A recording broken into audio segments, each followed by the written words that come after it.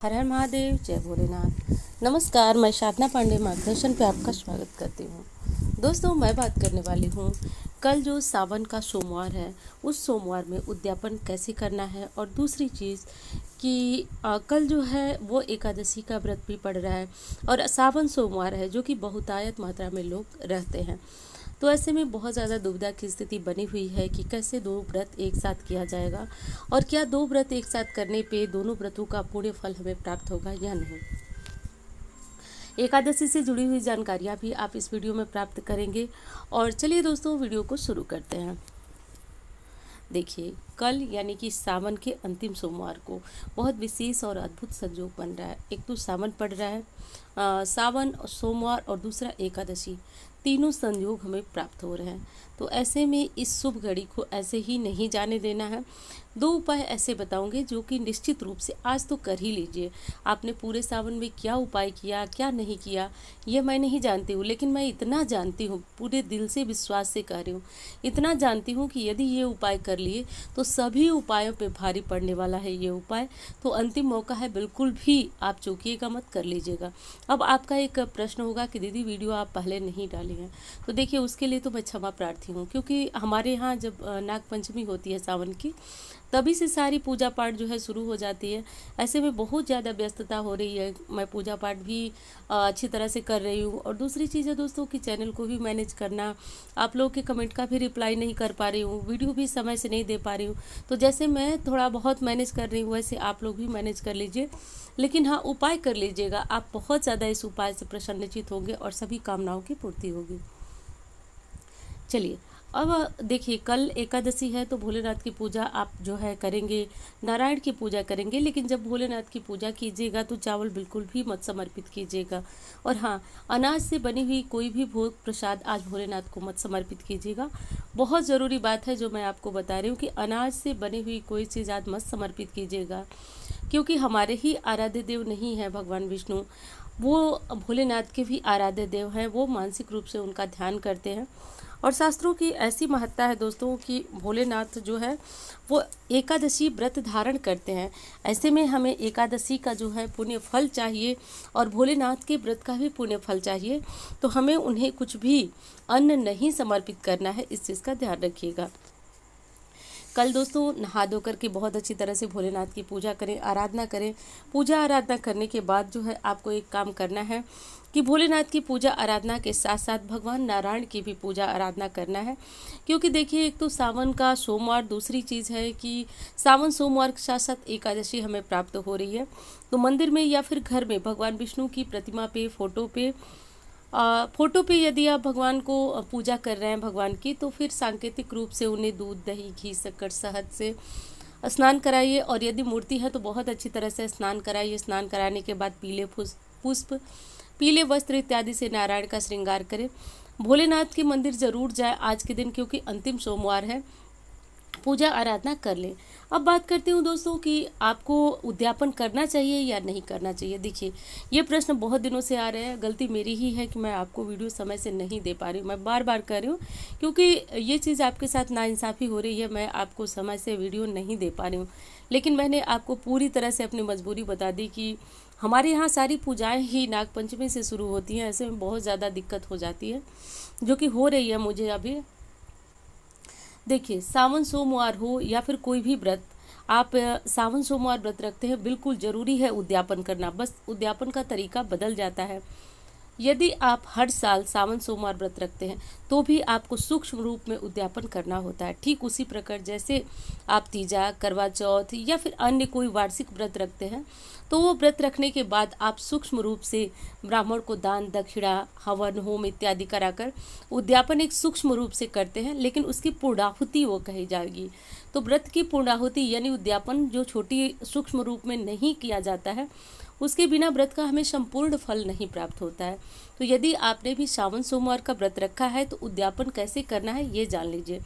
सबसे पहली चीज़ कि जो बड़े रूप में जो सावन का व्रत हम करके उद्यापन करते हैं, वो उद्यापन तब होता है जब अब के बाद आपको सावन का सोमवार नहीं करना होगा। तो और यदि आप हर साल सावन सोमवार का व्रत करते हैं तो आपको कैसे करना है उद्यापन, वो विधि आप इस वीडियो में जान लीजिए। और हाँ, आपको हमेशा के लिए सावन सोमवार का उद्यापन करना है तो वीडियो पहले से पड़ी हुई है, वहाँ चैनल पे सर्च कर देख लें। कैसे करनी है वो देख लीजिए। सबसे पहली चीज़ कि सावन के अंतिम सोमवार यानी चौथे सोमवार को आप व्रत रखेंगे। व्रत रखने के बाद आप विधि विधान से जो पूजा आप जैसे करते हैं कर लीजिएगा। शाम को जो भी खाते पीते हैं, मीठा नमक वाला जो भी खाइए खा लीजिए, उसी विधि से कर लीजिए। अगले दिन यानी कि सोमवार को आपको क्या करना है, जैसे खा रहे हैं पी रहे हैं खा लीजिए। आज के दिन जैसे कि सोमवार व्रत है, सफ़ेद चीज़ों का दान कीजिएगा, अंतिम सोमवार है। एक चीज़ मैं बता दूं दोस्तों आपको मोटे तौर पे कि जब आप कोई व्रत करते हैं और उसके अनुसार आप दान करते हैं तो सोने पे सुहागा हो जाता है। आपका व्रत बहुत ज़्यादा और बहुत जल्दी फलदायी होता है। किसी कामना के लिए आपने व्रत रखा है तो एक काम कीजिए, आप कम से कम 1.25 किलो चावल, थोड़ी सी चीनी और दूध, बस 3 चीज़ें, ध्यान दीजिए 3 चीज़ें आप ले जाइए और किसी भी ब्राह्मण को दान दीजिएगा। लेकिन ध्यान ये देना है कि अब आज एकादशी है तो ऐसे में चावल हम कैसे दान करें, तो हम द्वादशी तिथि में चावल दान करेंगे तो भी हमें सोमवार व्रत के दान का ही पुण्य फल मिलेगा। अगली चीज़ करना है आपको कि आप आज के दिन यदि आप सामर्थ्यवान हैं तो देखिए करना कुछ नहीं, बस थोड़ा सा घी लीजिएगा और मंदिर में चले जाइएगा जहां आप पूजन करने जाते हैं, और थोड़ा सा आम की लकड़ी मिले या फिर कुछ भी हवन सामग्री थोड़ी सी मिले, पंडित जी से 5 आहुति आप मंदिर में ही डलवा दीजिएगा। ये काम आप करके और पंडित जी को जो आपकी यथाशक्ति आपकी उनको कुछ दक्षिणा दीजिए, 21, 51, 101 दे दीजिएगा। दोस्तों विश्वास मानिए, आपका व्रत फलदायी नहीं हुआ तो कहिएगा मुझसे, ऐसा नहीं होगा कि फलदायी नहीं होगा। एक उस तरह से यदि आप व्रत रखते हैं छोड़ देते हैं, फिर नेक्स्ट टाइम आप थोड़ा बहुत दान किए नहीं किए, ऐसे व्रत का संपूर्ण फल नहीं मिलता है। शास्त्रों में लिखा हुआ है कि जब तक हम व्रत का पूर्णाहुति उद्यापन नहीं कर लेते हमें व्रत का कोई फल नहीं प्राप्त होता है। तो आप मार्गदर्शन परिवार के हिस्सा हैं, ऐसी गलती मत कीजिएगा। चौथा सोमवार है, कर लीजिएगा ये उद्यापन छोटे विधि से, सूक्ष्म रूप से। अब जो लोग मंदिर में नहीं हवन होम करा पा रहे हैं वो घर पे एक काम करेंगे। आप थोड़ा सा गाय के गोबर का उपला ले लीजिए, आम की लकड़ी ले लीजिए, कुछ भी ले लीजिए, और कोई हवन सामग्री नहीं, कुछ भी नहीं। जो मंत्र आप अपने व्रत में जपते आए हैं उस मंत्र से आप जो है सिर्फ सादा सा घी ले लीजिएगा, 2 चम्मच 4 चम्मच ले करके आम की लकड़ी या फिर चम्मच से ही क्या करना है आपको कि भोलेनाथ का जो मंत्र आपने जपा है वही बोलकर स्वाहा, जैसे मान लीजिए ओम नमः शिवाय स्वाहा बोल दीजिए, या फिर श्री शिवाय नमस्तुभ्यम स्वाहा, महामृत्युंजय मंत्र बोल करके जो भी समझ में आए। और कुछ नहीं समझ में आता है, आपको लगता है आप कुछ नहीं कर सकते, तो ओम शिवाय नमः स्वाहा, ओम शिवाय नमः स्वाहा, ओम शिवाय नमः स्वाहा बोल करके 5 बार 11 बार कर दीजिए। दोस्तों एक चीज़ मैं आपको बता रही हूँ, हमारे शास्त्रों में लिखा हुआ है कि भगवान जो है वो 3 मुख से भोजन जरूर ग्रहण करते हैं। एक तो ब्राह्मण के मुख से, चलिए मैं ये बातें आपको किसी अन्य वीडियो में बताऊंगी। आज बस समझ लीजिए कि अग्नि के मुख से जो आप आहुति देते हैं वो सीधे देवता तक पहुंचती है। और विश्वास कीजिए ये आहुति जब भी कोई बड़ी पूजा हमारे घर में होती है या फिर हम कराते हैं, हवन सामग्री हमें बहुत आवश्यक होती है, क्योंकि वो जब स्वाहा करके हम भगवान को आहुति देते हैं ना तो वो सीधे भगवान के मुख तक वो पहुँचती है। बात को समझिएगा, कर लीजिएगा इस उपाय को, खुद कर लीजिएगा लेकिन कर लीजिएगा, ये काम कर लीजिएगा दोस्तों। और हाँ एक चीज़ और बताऊंगी जिसे भी जरूर कीजिएगा आप। और देखिए मैं भी बहुत जल्दी में हूँ, आवाज़ आपको मेरी आवाज़ से भी लग रहा होगा।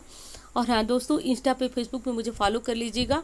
और मेरा नंबर है जिस पे किसी भी प्रकार की ज्योतिषी सलाह लेनी हो, जैसे कुंडली वगैरह दिखाना हो, जीवन में बहुत ज़्यादा दिक्कतें हैं जो पूजा पाठ के बाद नहीं जा रही है, तो आप परामर्श ले सकते हैं। अब दोस्तों एक चीज़ और कहूँगी आपसे कि यदि जीवन में कोई समस्या है जो कि जा नहीं रही है तो कल फटाफट, पूरे दिन का समय है, आप एक काम कीजिए, कहीं से डमरू ले लीजिए, छोटा बड़ा थोड़ी सी भाग दौड़ होगी। पहले भी ये उपाय बताई हूँ, बहुत सारे प्रश्न आ चुके हैं और जो लोग मुझसे फ़ोन पे बात करते हैं उनको तो मैं बता भी चुकी हूँ उनके, क्योंकि बहुत ज़्यादा प्रश्न आते हैं, क्योंकि वो लोग पिछली बार भी ये उपाय किए थे, वो जानते हैं इसका फल, इसलिए वो लोग मुझसे पूछे हैं कि दीदी क्या हम पूर्णिमा को चढ़ा सकते हैं। तो आप भी अगर सुन रहे हैं तो पूर्णिमा को चढ़ाइएगा, और जो लोग आज देख रहे हैं चूक जा रहे हैं वो पूर्णिमा को चढ़ाएं। मैं कहती हूँ कि आप असंभव चीज़ मांगिए, मांग कर देखिए, बस डमरू भोलेनाथ के चरणों में समर्पित कीजिए, मांग कर देखिए, न मिले ऐसा नहीं होता है, कर दीजिएगा। और दोस्तों आज के दिन आंकड़े का पुष्प यदि मिल जाए, पत्ता भी मिल जाए, क्योंकि बहुत ज़्यादा मारामारी है, आंकड़े का पुष्प मिलेगा नहीं, दुकानों पे भी नहीं मिल रहा है, नहीं ऐसे तो देखने को भी नहीं मिलेगा। आंकड़े का पुष्प मिले, हार बना लीजिएगा, भोलेनाथ को अपनी मनोकामना बोलते हुए चढ़ा दीजिएगा। तो इस विधि से करके दोस्तों उद्यापन कर लीजिएगा। और हाँ, एक चीज़ और कहूँगी, वीडियो अच्छी लग रही लाइक कीजिएगा। बहुत ज़्यादा इस समय व्यस्तता चल रही, फिर भी कोशिश प्रयास जारी है आपके लिए वीडियो बनाने की। तो चलिए, वीडियो अच्छी लगे तो आप लाइक कीजिएगा। और हाँ, एक चीज़ और कर दीजिएगा, शेयर कीजिए, क्योंकि जो लोग लाभान्वित होंगे और आपके माध्यम से लाभान्वित होंगे, यकीन मानिए उसका लाभ आपके हिस्से में ज़रूर जाएगा। तो ऐसा कर दीजिएगा और मिलती हुई इसी तरह की वीडियो के साथ। धन्यवाद।